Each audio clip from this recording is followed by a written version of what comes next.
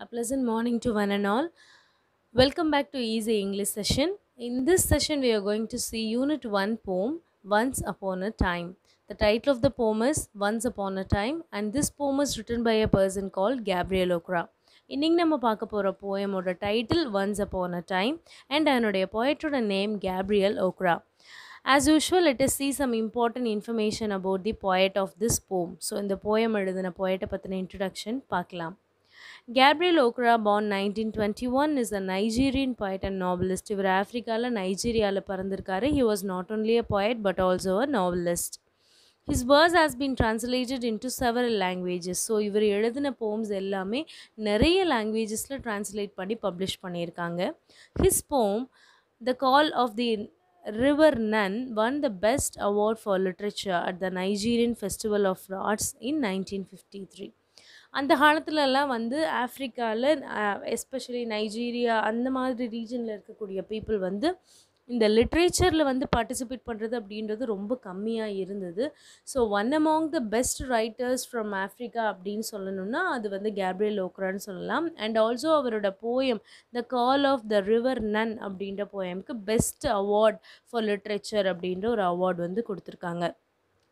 Some of his poems were published in the influential periodical Black Orpheus, and by 1960 he established himself as an accomplished writer. So இவரோட நிறைய poems, நிறைய ஃபேமஸான poems எல்லாமே பீரியாடிக்கலான black Orpheus அப்படின்றதில் publish பண்ணியிருக்காங்க.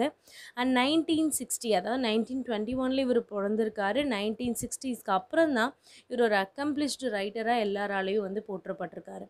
He was honored with the Commonwealth Poetry Award. So இது மட்டும் இல்லாமல் Commonwealth poetry அவார்டும் இவருக்கு வந்து கொடுக்கப்பட்டிருக்கு. Okra's typical poem transitions from everyday reality to moments of delight and moves back to reality, making a complete circle.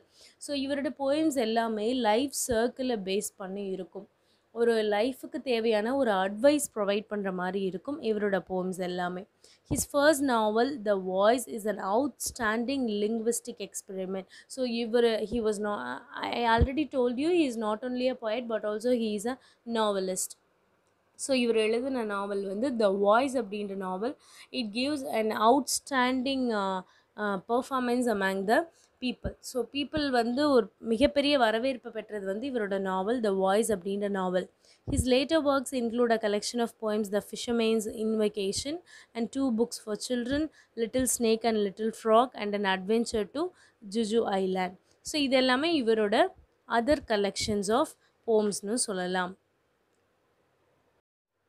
Now look at the title of this poem. Like a fairy tale in English, this poem also starts with the title called, the phrase called Once Upon a Time.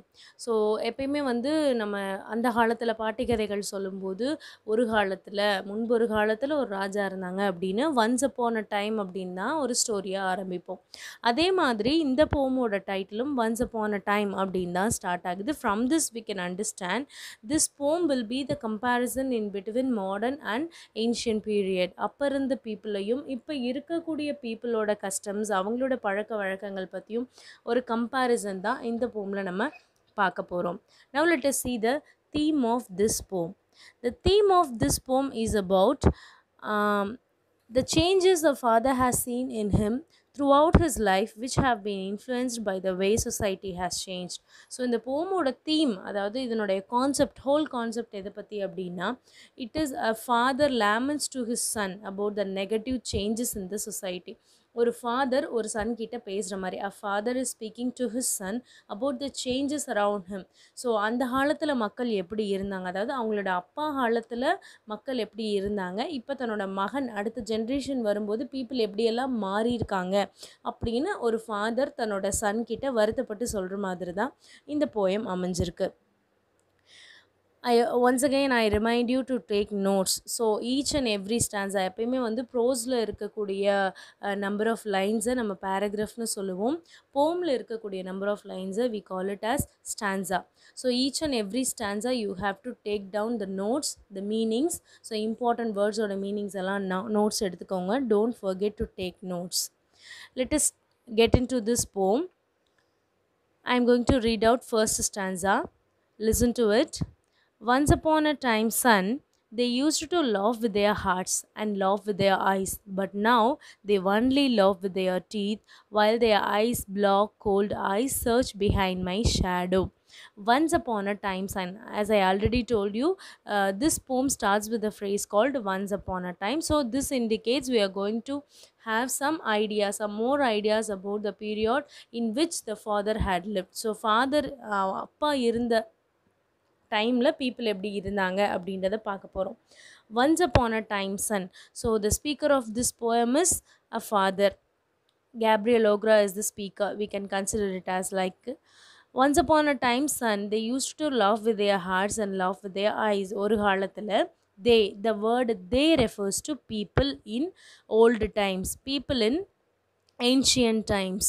People in ancient times used to laugh with their hearts. Laugh with their hearts அப்படின்னா என்னென்னா, whole heartedly தே laugh, அதாவது உண்மையான சந்தோஷத்தோடு சிரிச்சாங்க. And laugh with their eyes, laugh with their eyes here expresses, they can express, we can see their happiness throughout his eyes. அவங்களோட கண்ணிலேயே அவங்களோட உண்மையான அந்த மகிழ்ச்சி தெரியும் அப்படின்னு சொல்கிறாங்க.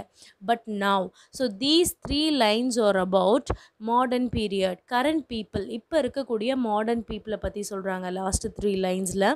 But now they only laugh with their teeth. Here in the last 3 lines, I mean exactly in the 4th line, the word they refers to modern people. So first நம்ம பார்த்த word they அப்படின்றது ancient people குறிக்குது. இப்போ பார்க்கக்கூடிய இந்த word they அப்படின்றது modern people குறிக்குது. So modern people are only laugh with their teeth. Teeth அப்படின்னா என்ன? fake laughter, பொய்யான ஒரு மகிழ்ச்சி. பார்த்தோம் அப்படின்னா ஒருத்தங்களை பார்த்து உண்மையாலுமே சந்தோஷப்பட்டு வந்து சிரிக்கிறது இல்லை. ஒருத்தங்களை பார்த்தா சும்மா பேருக்கு, ஒரு ஒரு ஃபார்மாலிட்டிக்காக ஒருத்தங்களை பார்த்து சிரிக்கிறது. So modern people are not லாஃபிங் whole heartedly, they are லாஃபிங் only with their teeth, while their eyes block cold eyes. இதுக்கு முன்னாடி பார்த்த லைனில் laugh with their eyesனு பார்த்தோம், in which means we can see their happiness throughout their eyes. அவங்களோட கண்ணில் அந்த மகிழ்ச்சி தெரியும். ஆனால் இப்போ இருக்கக்கூடிய மாடர்ன் பீப்புளில் எப்படி இருக்காங்க அப்படின்னா, their eyes block cold eyes, their eyes were compared to ice block. அதாவது ஒரு பனிக்கட்டி எப்படி உறைஞ்சிருந்தால் அதில் எந்த ஒரு உணர்ச்சி நம்மளால் கொடுக்க முடியாதோ அந்த மாதிரி இப்போ இருக்கக்கூடிய பீப்புளோட ஐஸில் there no feelings, there no emotions. அந்த ஐஸில் எந்த ஒரு ஃபீலிங்ஸ், எமோஷன்ஸ் எதுவுமே இல்லை. So eyes block cold eyes means eyes without emotions, eyes without feelings. Search behind my shadow. Search behind my shadow அப்படின்னா என்ன meaning? People are very hypocritical. அதாவது don't mean what they say, they will think. அதாவது நம்ம முன்னாடி ஒன்று பேசுறது பின்னாடி ஒரு மாதிரி நடக்கிறது. ஸோ இந்த மாதிரி ஹிப்போக்ரிட்ஸாக இருக்காங்க பீப்புள், ரொம்ப போலியாக இருக்காங்க. ஹிப்போக்ரைட்ஸ் அப்படின்னா போலியாக இருக்கிறது. ஸோ போலியாக நடிச்சிட்ருக்காங்க பீப்புள் அப்படின்னு சொல்கிறாரு. Next we are going to see stanza 2. There was a time indeed they used to shake hands with their hearts, but that's gone, son. Now they shake hands without hearts, while their left hands search my empty pockets. As I told you earlier, in each stanza, the first 3 lines are about the people in old times. The second 3 lines are about the people in modern times. So it was merely like a comparison. There was a time indeed, there was a time indeed means in a particular time, என்னோட காலத்தில் நாங்கள் இருக்கும்போது, they used to shake hands with their hearts. They here refers to people in ancient times. Used to shake hands with their hearts. Shake hands with their hearts means wholeheartedly. அதாவது ஒருத்தங்க இன்னொருத்தங்களை சந்திக்கும் போது ஷேக் hand கொடுக்கும்போது, வணக்கம் சொல்லும்போது அதில் உண்மையான ஒரு மரியாதை இருந்தது, உண்மையான ஒரு பாசம் இருந்தது. But that's gone, which means it was not.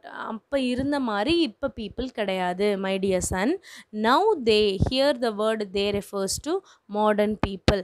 Now they shake hands without hearts, which means without willing, unwilling. So இப்போ பீப்புள் ஷேக் ஹேண்ட் கொடுக்கறது உண்மையான ஒரு ரெஸ்பெக்டோடு கிடையாது, வேறு வழி இல்லாமல் ஒரு ஃபார்மாலிட்டிக்காக ஷேக் ஹேண்ட்ஸ் கொடுக்குறாங்க. While they left hand, so இந்த பக்கம் ரைட் ஹேண்டில் நம்ம ஷேக் ஹேண்ட் கொடுக்கும்போது, while they left hand search my empty pockets. Search my empty pockets அப்படின்றதுக்கு என்ன மீனிங்னா, while they were speaking with you, while they were talking to you, they are trying to find out your financial worth. அதாவது நம்ம ஏழையா பணக்காரங்களா, நம்மளால அவங்களுக்கு ஏதாவது ஆதாயம் இருக்கா, இவங்கிட்ட பேசினா நமக்கு ஏதாவது யூஸ் இருக்கா அப்படின்னு நம்ம மூலமாக ஏதாவது பெனிஃபிட் கிடைக்குமா அப்படின்னு பார்த்துட்டு தான் பீப்புள் நம்மக்கிட்ட பழகுறாங்க, நம்மக்கிட்ட பேசுகிறாங்க. அந்தளவு வந்து க்ரூவல் நேச்சரோட பீப்புள் இருக்காங்க அப்படின்றத செகண்ட் ஸ்டான்ஸால் ரொம்ப ஆதங்கத்தோட ஃபாதர் வந்து தன்னோட சன் கிட்ட கன்வே பண்ணுறார். Next will move on to see the third stanza. Feel at home, come again, they say, and when I come again and feel at home once, twice, there will be no thrice. For then I find doors shut on me. இது ரொம்ப கிளியராக ஒரு explanation நமக்கே படித்தாலே புரியும். Feel at home come again. இப்போ தமிழில் சொல்லணுன்னா, இப்போ நம்ம யாராவது ஒருத்தங்க ரிலேட்டிவ் வீட்டுக்கு போகிறோம் அப்படின்னா, லீவ் இருக்கும்போது வாங்க, நேரம் கிடைக்கும் போது வாங்க, இங்கேயே இருங்க, இது உங்கள் வீடு மாதிரி நினச்சிக்கோங்க அப்படின்ற ஃப்ரேசஸ்லாம் நம்ம யூஸ் பண்ணுவோம். நம்ம அம்மா, நம்ம தாத்தா பாட்டி காலத்தில் எல்லாருமே வந்து இவ்வளோ ஜோவியலாக ஹாஸ்பிட்டாலிட்டியோடு இருப்போம், விருந்தோம்பல் பண்போடு. ஆனால் இப்போ இருக்கக்கூடிய people feel at home, come again, they say சொல்லுவாங்க. And when I come again and feel at home once twice, ஒரு தடவை வீட்டுக்கு போகலாம், ரெண்டாவது தடவை விருந்தாளியாக வீட்டுக்கு போகலாம். But there will be no thrice. Thrice means third time. So ஒரு தடவை ரெண்டு தடவை நம்மளை வந்து ரொம்ப ஹாஸ்பிட்டாலிட்டியோடு வரவேற்பாங்க. பட் மூணாவது தடவை நம்ம ஆஸ் அ கெஸ்ட்டாக போகும்போது ஃபார் தென் அதுக்கப்புறம் I find door shut on me அப்படின்னா people will start to avoid us. ஏன்னா இப்போ இருக்கக்கூடிய பீப்புளுக்கு ஒருத்தங்களை கூப்பிட்டு உபசரிக்கிறதுக்கோ ஒருத்தங்களோட டைம் ஸ்பெண்ட் பண்ணுறதுக்கோ நேரமே கிடையாது. எல்லோரும் காலையில் அறக்க பறக்க வேலைக்கு ஓட வேண்டியது, திரும்ப ஈவினிங் வர வேண்டியது. ஸோ யாராவது வீட்டுக்கு வந்தால் கூட ஐயோ வந்துட்டாங்களா அப்படின்னு நினைக்கிற அளவு இப்போ இருக்கக்கூடிய பீப்புளோட மைண்ட் செட் மாறிடுச்சு அப்படின்னு சொல்லி போயட் சொல்கிறார். I find door shut on me அப்படின்னா people start to avoid us, அதுதான் meaning. Then will move on to see the fourth stanza. So I have learnt many things and I have learnt to wear many faces like dresses, home face, office face, street face, horse face, cocktail face, with all their conforming smiles like a fixed portrait smile. So here in this stanza, the poet the speaker, the father expresses his opinion, what he has learned from the people. So people, இப்போ இருக்கக்கூடிய people கிட்ட இருந்து அவர் என்ன கற்றுக்கிட்டாரு அப்படின்றத இந்த ஸ்டான்ஸாவில் சொல்லியிருப்பார். So I have learned many things son, many things from whom the father, the speaker of this poem learned many things from whom, from modern people கிட்ட இருந்து நிறைய things கற்றுக்கிட்டேங்கிறாரு. என்னென்ன? I have learned to wear many faces like dresses. Here is a comparison.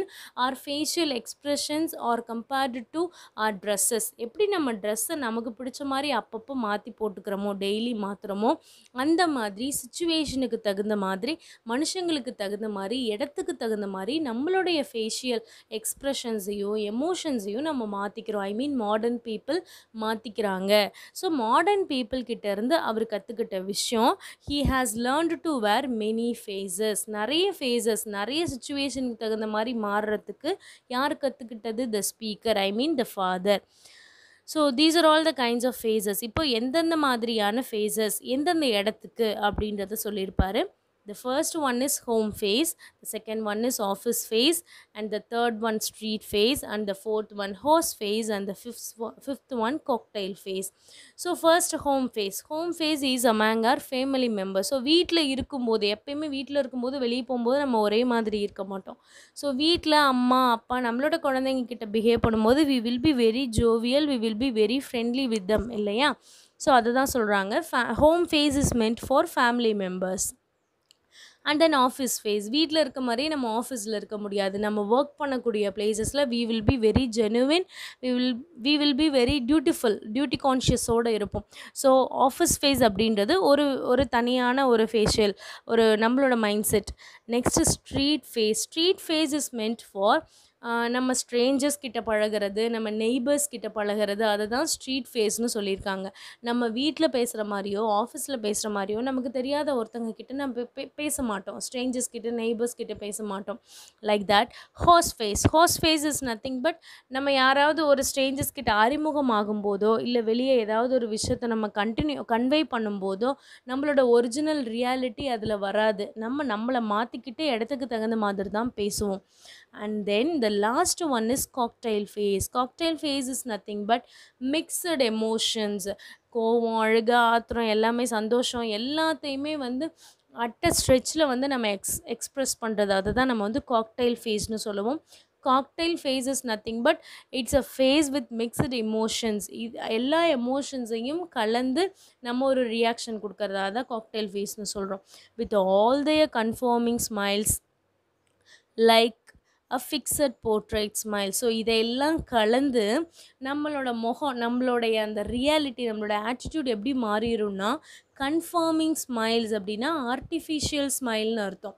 Conforming smiles அப்படின்னா artificial. For example, ஒரு photo எடுக்கிறாங்க, நம்ம எந்த ஒரு வேலையாக இருந்தாலும் ஃபோட்டோ அப்படின்றதுக்கு முன்னாடி போய் நின்னோம் அப்படின்னா நம்மளை வந்து கரெக்ட் பண்ணிவிட்டு ஒரு ஆர்டிஃபிஷியலான ஒரு ஸ்மைல் நம்ம கொடுப்போம். நம்மளுக்குள்ளே எவ்வளோ கோவம் இருக்கலாம், வருத்தம் இருக்கலாம், எதாக இருந்தாலும் அதெல்லாம் மறைச்சிட்டு ஃபோட்டோ ஃபேஸ் அப்படின்னு வரும்போது நம்மளுக்கு ஆட்டோமேட்டிக்காக ஒரு ஸ்மைல் வரும். That is what called here as a conforming smile and portrait smile. Portrait அப்படின்னா picture. We will see this word in a prose, portrait of a lady. Portrait means picture. So எப்படி ஒரு பிக்சரில் வந்து ஒரு artificial smile கொடுக்குறோமோ அந்த மாதிரி தான் ஸ்பீக்கர் வந்து மாடர்ன் பீப்புள் கிட்டேருந்து ஆர்டிஃபிஷியல் ஸ்மைல்ஸை ரிசீவ் பண்ணுறாரு. They're not real in their smile, they're not real in their happiness. So இப்போ இருக்கக்கூடிய மாடர்ன் பீப்புள் உண்மையாக இல்லை. ஸோ மாடர்ன் பீப்புள் கிட்டேருந்து இதெல்லாம் நான் கற்றுருக்கேன் அப்படின்னு சொல்லி தன்னோட சன் கிட்ட போயட் சொல்கிறாரு. Next will move on to see the fifth stanza. And I have learned it too. So இதுக்கு முன்னாடி பார்த்தா அந்த டிஃப்ரெண்ட் கைண்ட்ஸ் ஆஃப் ஃபேஸஸ் மட்டும் அவர் கற்றுக்கலை. And I have learned it. The word I refers to the poet. Poet means Gabriel Okra or the father of that son. And I have learned too to laugh with only my teeth. எப்படி வந்து modern people சும்மா வாயளவில் சிரிக்கிறாங்களோ அதே மாதிரி நானும் வாயளவில் சிரிக்கிறதுக்கு கற்றுக்கிட்டேன். And shake hands without my heart. அவங்க எப்படி சும்மா பேருக்கு ஃபார்மாலிட்டிக்கு ஹேண்ட் ஷேக் கொடுக்குறாங்களோ அதே மாதிரி நானும் அவங்கள மாதிரியே மாறிட்டேன் அப்படின்னு சொல்கிறார். I have also learn to say goodbye when I mean good riddance. நம்ம எப்போ குட் பை சொல்லுவோம், ஒருத்தங்களை வந்து பிரியறதுக்கு மனசு இல்லாதப்போ வேறு வழி இல்லாமல் ஒருத்தங்களை பிரியணும் அப்படிங்கும்போது நம்ம ரொம்ப வருத்தத்தோட குட் பை அப்படின்ற எக்ஸ்ப்ரெஷன் யூஸ் பண்ணுவோம். But when I mean good returns. ஆனால் இப்போ இருக்கக்கூடிய பீப்புள் குட் பை சொன்னாங்கன்னா அதுக்கான அர்த்தம் என்னென்னா குட் ரிடன்ஸ். ரிட் அப்படின்னா to get rid, to avoid someone அப்படின்னு அர்த்தம். ஸோ குட் ரிடன்ஸ் அப்படின்றது ஒருத்தங்களை அவாய்ட் பண்ணுறதுக்காக, to avoid an unwanted person in your life. So ஒருத்தங்களை அவாய்ட் பண்ணோன்னா குட் பை அப்படின்னு இப்போ இருக்கக்கூடிய பீப்புள் அதனுடைய மீனிங்கையே மாற்றி யூஸ் பண்ணுறாங்க. To say glad to meet you. Glad to meet you நம்ம எப்போ சொல்லுவோம், ஒருத்தங்களை ஃபர்ஸ்ட் டைம் மீட் பண்ணும்போது அவங்களோட பழகணும், அவங்கள பற்றி தெரிஞ்சுக்கணும், ஒரு நல்ல ஒரு பாண்டிங், ஒரு நல்ல ஒரு ரிலேஷன்ஷிப் நம்ம க்ரியேட் பண்ணணுன்றதுக்காக நைஸ் டு மீட் யூ அப்படின்ற வேர்டை நம்ம யூஸ் பண்ணுவோம். கிளாட் டு மீட் யூ அப்படின்னு சொல்லுவோம். But without being glad. இப்போ இருக்கக்கூடிய people glad means happy. So ஒரு சந்தோஷமே இல்லாமல் சும்மா வாயளவில் ஒரு பெயரளவில் நைஸ் டு மீட் யூ அப்படின்ற எக்ஸ்ப்ரெஷன்ஸை யூஸ் பண்ணுறாங்க. And to say it's been nice talking to you after being bored. So it's been nice talking to you நம்ம எப்போ சொல்லுவோம், ஒரு ஸ்ட்ரேஞ்சரை பார்த்து பேசி அவங்கக்கிட்ட இருந்து ஏதாவது ஒரு நல்ல விஷயங்களை நம்ம கற்றுக்கிட்டு அவங்களோட ரிலேஷன்ஷிப் இன்னும் நம்ம வந்து கண்டினியூ பண்ணணும் அப்படின்னு நினைக்கும் போது it's been nice talking to you அப்படின்னு சொல்லுவோம். ஆனால் இப்போ இருக்கக்கூடிய பீப்புள் இந்த எக்ஸ்ப்ரெஷனை எதுக்கு யூஸ் பண்ணுறாங்கன்னா ஒன்லி ஆஃப்டர் கெட்டிங் போர்டு. முடிச்சுக்கலாம். எப்படி வந்து இப்போ வந்து யாராவது ஒரு மேடையிலையோ இல்லை ஏதாவது ஒரு விழாலையோ பேசிகிட்டு இருந்தாங்கன்னா ரொம்ப நேரம் பேசினாங்கன்னா இப்போ ஒரு பழக்கம் இருக்குது என்னென்னா திடீர்னு கைத்தட்ட ஆரம்பிச்சிருவாங்க. அதுக்கு என்ன மீனிங்னா பேச்சை முடிச்சுக்கணும், அவங்களோட ஸ்பீச்சை வந்து முடிச்சிடணும் அல்லது குறைச்சிடணும் அப்படின்ற ஒரு மீனிங், ஒரு நெகட்டிவான மீனிங்கில் அந்த ரெஸ்பான்ஸ் வரும். லைக் வைஸ் இப்போ இருக்கக்கூடிய modern people it's nice talking to you அப்படின்னு சொல்கிறாங்கன்னா they are getting bored with their talk அப்படின்ற மீனிங்கில் இருக்குது. So these are all the things what the poet has learned from the modern people. Then we'll move on to see the sixth stanza. But believe me, my son, I want to be what I used to be. But the poet, the speaker did not really like to be what he is used to do. So இப்போ இருக்க மாதிரி பொய்யான, போலியான ஒரு முகத்தோட, போலியான ஒரு expression, ஒரு எமோஷன்ஸ், ஒரு ஃபீலிங்ஸோட அவர் இருக்கிறதுல அவருக்கு விருப்பம் இல்ல. ஸோ அவரோட சன்னுக்கு அட்வைஸ் பண்றாரு. "When I was like you" so நான் உன்ன மாதிரி, அதாவது நான் சின்ன பையனா இருக்கும்போது என்ன சுத்தி இருந்த பீப்பிள் எல்லாமே they were very real, they were very true, they were very happy with others success. So அவங்க எப்படி உண்மையா இருந்தாங்களோ அந்த மாரி நானும் திரும்ப அந்த உண்மை நிலைக்கு மாறணும்னு நினைக்கிறேன். I want to unlearn all these muting this we are going to see an important advice, an important thing from this poem.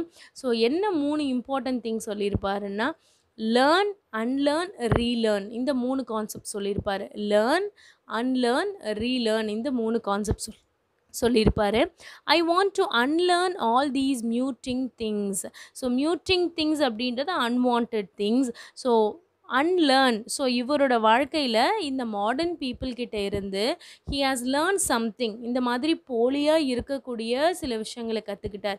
So first of all he wants to get rid of all those things. அதை தான் அன்லேர்ன்னு கொடுத்துருக்காரு. Unlearn அப்படின்னா, learn அப்படின்றது நம்ம கற்றுக்கிறது, unlearn அப்படின்றது கற்றுக்கிட்ட விஷயத்தில் நமக்கு தேவையில்லாததை ஒமிட் பண்ணுறது. So here he wants to omit those fake expressions, fake emotions. அந்த ஃபேக் இமோஷன்ஸை ஒமிட் பண்ணணும்னு நினைக்கிறார். Most of all, I want to relearn how to laugh, for my laugh in the mirror shows only my teeth like a snake's bare fangs. I want to relearn. So first of all he wants to unlearn those fake expressions.